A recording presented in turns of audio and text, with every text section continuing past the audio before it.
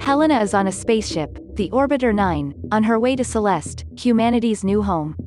She initially started the journey as a baby with her parents, but somewhere along the way, a malfunction occurs with the oxygen system. With limited oxygen, Helena's parents decide to commit suicide, leaving her with enough oxygen to reach an outpost for repairs. Helena spends 3 years in solitude, waiting for an engineer to fix her oxygen reserves. Engineer Alex arrives and stays to repair the oxygen system. Helena is immediately enamored, both by the presence of another human being, and the fact that the engineer is the opposite sex. Helena invites Alex to dinner and Alex accepts. Helena is starved of human interaction, having only her parents to interact with her whole life and being alone for the past 3 years. The following day, Alex finishes repairing the ship's oxygen system and prepares to return to his outpost. That night, Helena sneaks into his quarters and lays on top of him. Helena tells Alex that she'll be spending the next 20 years alone in the spaceship, and this night may be her only chance to be with another human being. Helena leans in for a kiss and the pair have sex. The following morning, Alex heads out being cold and indifferent towards Helena. Alex suits up and opens the airlock, stepping out of the spaceship into what appears to be a concrete underground hallway. He makes his way up and exits to a wooded area, clearly still on Earth. He loads his equipment to a truck and drives through a secluded wooded area that appears to be a facility housing more bunkers similar to Helena's. Alex drives through security and strict checkpoints, reaching a building where scientists monitor the inhabitants of the 10 bunkers where people like Helena are being kept in isolation. Head scientist Hugo informs Alex that the real launch for Celeste may happen in as close as 20 years.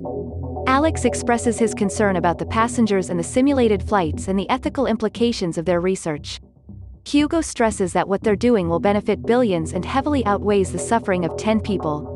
Alex heads home and a news report reveals that Alex was the engineer responsible for a spacecraft that launched 5 years ago, carrying a crew of 207 headed for Celeste. His spacecraft fell into an accident and everyone on board perished. This event set back humanity's advancements to leave for Celeste, and Alex is clearly distressed by this fact. The following day, Alex heads to his therapist Sylvia. Overcome by guilt, Alex reveals the details of the project to her. At home, Alex stares at pictures and a recording of Helena, and seems he can't get her out of his thoughts. He monitors Helena live via the camera feed in her spaceship and finally decides to get her out. The next morning, Alex heads to Helena's bunker. Inside Orbiter 9, Helena panics when a warning blares informing her that a spacecraft has docked with her. The airlock opens and she sees it's Alex in regular clothes. Helena is in disbelief as Alex tells her the truth.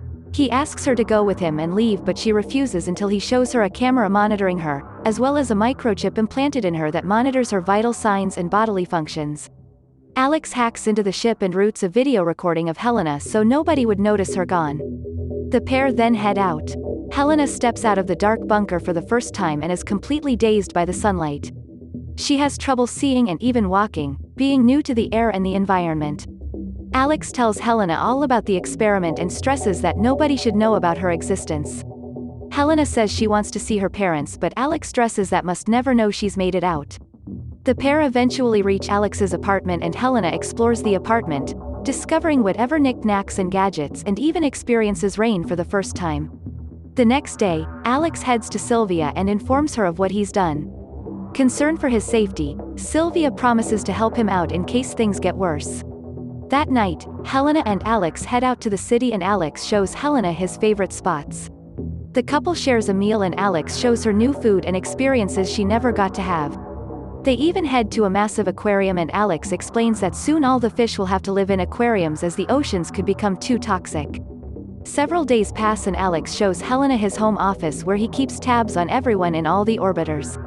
Helena questions how he could bring himself to be involved in a cruel experiment and Alex answers that they are doing this for the right reasons, saying the insight they gain in the experiment would be invaluable when the real Earth to Celeste flights take place. Alex and Helena spend more time outside, even meeting Alex's friends at a club. They discuss the implications of Celeste and what it would mean for the future of humanity. Alex's friend, Dr. Shao, expresses his concern that humanity is so quick to give up on Earth and yet is willing to send civilians on a decades-long journey to an unknown planet. The following day, Helena notices bruises forming on her back. He takes her to Xiao and he tells him that her skin is too delicate and sensitive, as if she hasn't been exposed to sunlight in such a long time. Xiao suspects that Helena must have something to do with Alex's secretive job. Helena rummages through Alex's office and discovers her file. She sees that she's not an offspring but is actually a clone. She finds her surrogate parents' address and goes to find them. Meanwhile, Alex heads back to their headquarters and attends a meeting where Hugo meets with their top investors and head scientists, and he stresses the importance of their project. He goes on to say they're the only city with a heavy focus of consideration for the future, and how they're paving the way for mankind's survival. This project is humanity's chance for a new start. Alex arrives home to an empty apartment, and sees Helena has discovered the truth about her genetics. Meanwhile, Helena finds her parents and confronts them. Her mother tells her that she is indeed a clone, but she's a clone of people from several generations back, making her genes extremely healthy. Her father comes and handcuffs her to the railing and decides they should contact the authorities in Hugo. Her mother comes to her rescue, knocking the father unconscious and setting her free. She escapes narrowly and meets up with Alex at his apartment. Helena cries, angry at Alex for keeping the secret from her. Alex gives a heartfelt apology and Helena forgives him. The two now have to go on the run, knowing that the authorities and Hugo are now probably after them. Hugo receives word of Helena's escape and meets with their benefactor, Catherine. Catherine is less than pleased to learn that one of the 10 valuable subjects must now be considered a failure and advises him to eliminate the escape subject. The following day, Alex and Helena meet with Sylvia and they explain the situation to her. She's more than willing to help, but before they could talk further, Sylvia hears a noise coming from outside her office. She goes to check and is surprised to see Hugo along with armed men checking each room of the building. Sylvia denies knowledge of Alex, saying she's never seen him. Hugo is suspicious and they take her to one of the therapy booths, not knowing Alex and Helena are just on the other side of the glass panel. Hugo and one of his men threat Sylvia, and they notice movement from behind the glass panel. One of the men shoots Sylvia and Alex starts cursing and shouting at them. The men then give chase and Alex and Helena make their way through the building, zigzagging through rooftops, avoiding gunfire. The pair eventually get cornered on a rooftop and have to jump across to the adjacent building. Alex jumps first, but Helena gets left behind and Hugo catches up to her. They bring her back to the facility and keep her under guard. Now in hiding, Alex sneaks his way to meeting back with Xiao. Xiao is immediately concerned about Alex's safety and informs him that he too has been harassed by Hugo's goons. He also tells Alex that the biopsy of Helena's skin has found that she's too sensitive to live on the planet in its current state, and she has to go back into the orbiter to ensure her survival. Back at the facility, Helena begs to be placed back into the Orbiter 9 so long as they leave Alex alone. Hugo denies her and meets with Catherine, who tells Hugo to kill Helena as it's costing them too much to run the orbiters. Personnel prepares to kill off Helena, but Alex arrives, forcing his way in through security and offering Hugo a deal. He's willing to enter back into Orbiter 9 and continue the study with Helena. Their leverage, he reveals, is the fact that Helena is pregnant with their child. He says this is what Hugo wanted all along, so they can study the long-term effects of natural birth and actually raising a child inside Orbiter. Hugo agrees and the couple head back into Orbiter. Several years pass and an aged Hugo waits outside Orbiter 9.